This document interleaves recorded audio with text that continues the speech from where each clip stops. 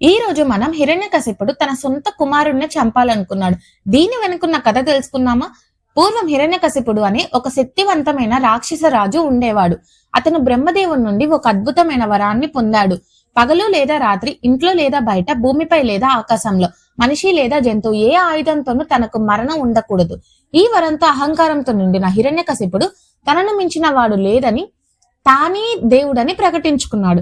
విష్ణువును పూజించవద్దని, తనను మాత్రమే పూజించాలని ప్రజలను బలవంతం చేశాడు.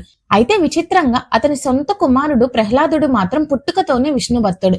ప్రహ్లాదుడు నిరంతరం ఓం నమో నారాయణ అని జపిస్తూ ఉండేవాడు.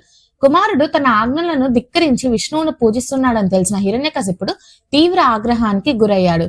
ప్రహ్లాదుడిని విష్ణు భక్తిని వదులుకోమని ఎంతగానో బెదిరించాడు, బోధించాడు. కానీ ప్రహ్లాదుడు తన భక్తిని విడవలేదు. కోపంతో హిరణ్యకశిపుడు ప్రహ్లాదుడిని చంపడానికి అనేక ప్రయత్నాలు చేశాడు. ఏనుగుతో తొక్కించాడు, విషం తాగించాడు, కొండలపై నుంచి తోయించాడు, అగ్నిలోకి కాల్చడానికి ప్రయత్నించాడు. కాని ప్రహ్లాదుడి అచంచలమైన భక్తి కారణంగా శ్రీ మహావిష్ణువు ప్రతిసారి అతడికి రక్షించాడు.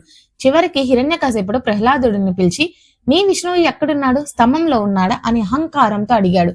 ఈ స్తంభంలో కూడా ఉన్నాడు అని జవాబిచ్చాడు. ఆ వెంటనే హిరణ్యకశిపుడు కోపంతో ఆ స్తంభాన్ని తన గదతో పగలగొట్టాడు.